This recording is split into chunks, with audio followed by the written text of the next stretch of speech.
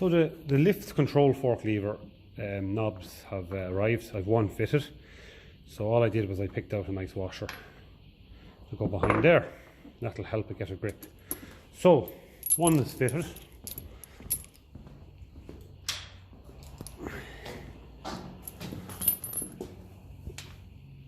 So one is fitted there, and that's keeping this steady so we can move it up when it's loose, and we can put it back into the stop position then, and we have a certain range of motion then when she's in the stop position. So the other one has to go on here, and I suppose that is for adjusting your, if you don't want to let an implement right down to the ground, say if you're ploughing or something and you don't want to go in too deep, you can bring up the knob and you can tighten it and it'll stop your main lift position.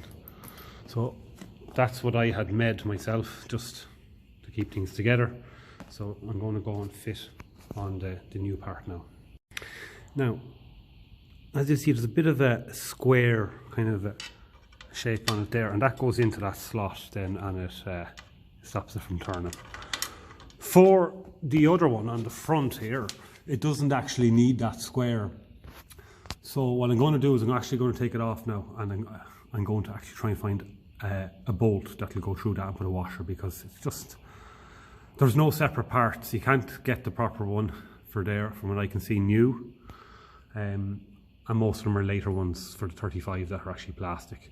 So I'm going to take that out again actually and just get a bolt through it. But it is perfect for this side here, because that track there, that slot there fits perfectly. It fits perfectly in there, so that's okay for this side. But for in there, as you can see, there's nothing, that square edge there isn't needed, as we need a kind of a bolt head. So yeah, that's what I might do. No harm. What I'm going to do is I'm going to run an Imperial tap down it, and I've picked a nice stainless steel Imperial bolt, and that'll mean all I need is to get a washer, and we'll be each side and we'll be ready to go.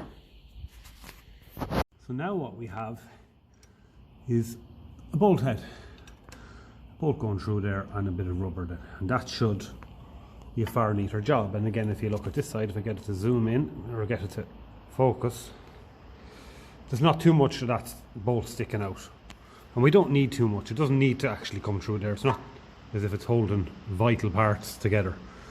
So we'll get that done, and then I'll get over to this side now. Now, I'm a great believer in washers, so I picked one that's just nice and wide, that's going to help keep this with a slide and keep it nice and straight, not twist. So it's all nuts and bolts at the end of the day, I suppose, so the neater you can be, the better. This side, I just put on a nice washer as well, same size washer as the other side, just to help keep everything slide nice and straight in there. Okay, so there's no thread at the very end of that, and what was happening with this washer was it wasn't thick enough, and the knob was running in certain up to the end, and it was still loose. So what I'm going to do is, I'm after finding this, it has a bit of kind of metal on one side and rubber on the other, and I'm going to use that then to take up the slack. So that is it fitted now,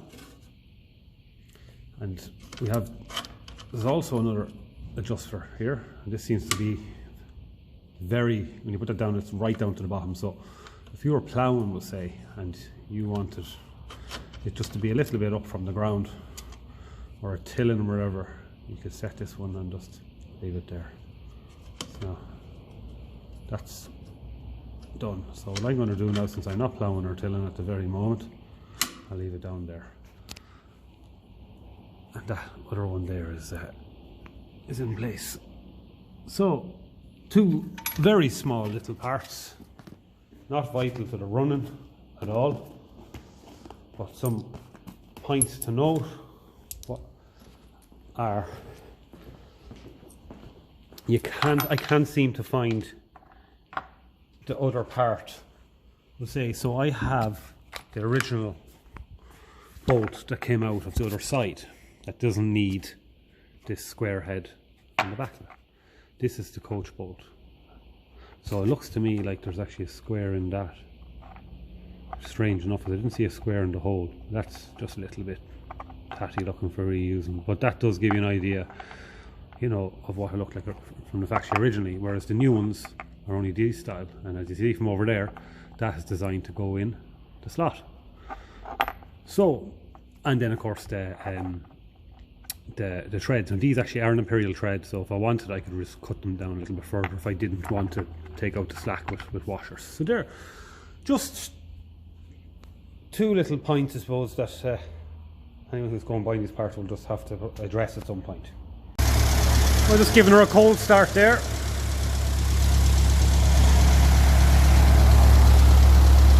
I want to make sure that that was leaking, so it needed a bit more of a tighten up. And these were a little loose, so I put some liquid metal around them, because you don't want any vibrations starting to rub into that header tank there. So that's just got a bit of a tighten up. As you can see, it's still a little bit wet, so I want to pressurize the system, keep tightening it, and hopefully it'll stop leaking. I also have a set of these for another Ferguson 20 I have, so I'm going to put them together, and I believe that this rust primer isn't the best, so I'm going to give it a sand. I'm going to give it a coat of proper rust primer. So there's the nuts and bolts. I don't need this for the other Ferguson 20 because it's not live drive, so I can leave that off. I'm also just after putting this tool kind of what would you call it, trolley together. So that's going to be handy, because I was using this thing and that was left here, I don't know what it is or for, but I have another use for it. So I moved the gold belly back, I just turned the light on, and that drain tap seems to be sealing. Finally, because since I put it on now, it's been dribbling still underneath, so, or is there still moisture on it? Maybe that was just under there.